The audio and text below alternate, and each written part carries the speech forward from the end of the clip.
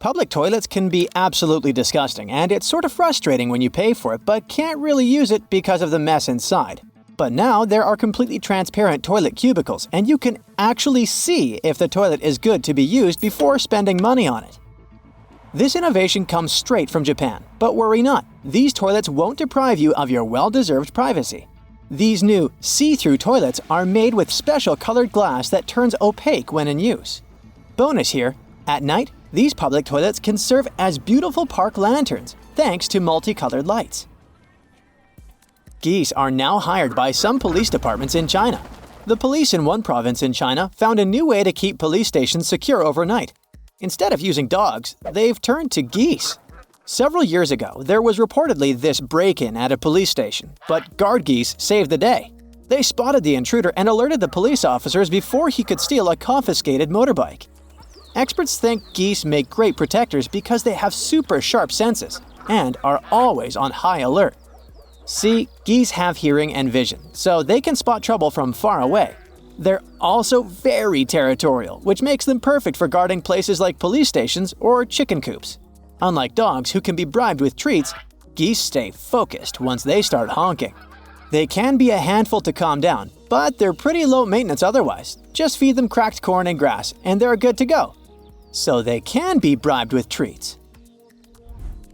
Residents in Bulawayo, Zimbabwe's second-largest city, were being asked by city officials to flush their toilets at the same time to help with sewer blockages caused by water rationing.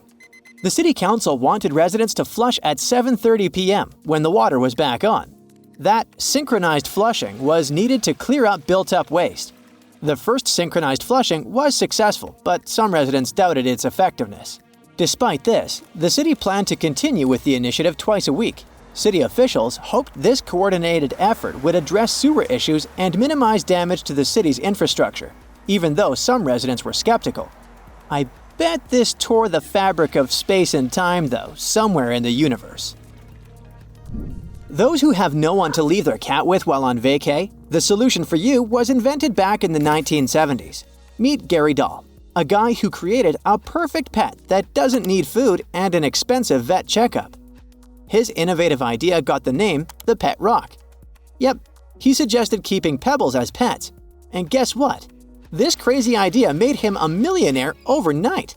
It all started as a joke among friends, but Dahl turned it into a viral sensation by packaging it with care and creating a playful backstory. The Pet Rock became a popular holiday gift in 1975, selling about 1.5 million items at about $4 each. Keep in mind that $4 were valued more almost 50 years ago. The craze faded over time, but the Pet Rock's impact on pop culture and the toy industry remains. However, the trend seems to have returned, as there's a new trend in South Korea. Young people there domesticate stones, paint faces on them, and even give them names. I guess there'll always be people who have more money than they do brains. In a small village tucked away in the Italian Alps, winter has gotten a whole lot brighter thanks to a giant mirror perched on a nearby mountain. This mirror, standing tall at 16 feet high and 26 feet wide, has been strategically positioned to bounce the sun's rays right into the village's main square. Before this nifty idea, Viganella, home to just under 200 people, was plunged into darkness from the 11th of November to the 2nd of February every year, all thanks to the valley's steep sides. So the mayor decided to shake things up and forked out around 100,000 euros for this genius mirror. Needless to say, the whole village is over the moon about it. No more being cooped up indoors during the winter chill now. The residents can soak up the sun's warmth in the historic piazza, especially the older folks who are really feeling the gloom. Real vanilla flavoring in cookies or ice cream can be replaced with a secretion extracted from beaver behinds. Every now and then you might see posts on social media warning folks about a substance called castoreum that could be lurking under the natural flavoring label in some sweets. It's true. Beavers do produce a sweet-smelling edible substance called castoreum from their glands near their bums. But don't worry too much about finding it at your local store. Experts say it's pretty rare and expensive. Castoreum is a yellowish-brown goo in beavers' scent glands near their tails. They use it to mark their territory, leaving a scent that humans can easily smell. Even though castoreum has been used for centuries in medicine and perfumes, it's not as common in foods these days. Cheaper synthetic alternatives like vanillin are now preferred. While the FDA says this substance is safe to eat, the chances of accidentally munching on the beaver butt goo are pretty slim, because there's not really a big supply of it for food use. Imagine being the first guy that looked at a beaver bum and thought, I bet we could get something sweet from there. Isn't it wonderful to have a refreshing walk after a rainfall? Streets appear shiny, the air feels nicer, and people are typically happier to have the sun shining again.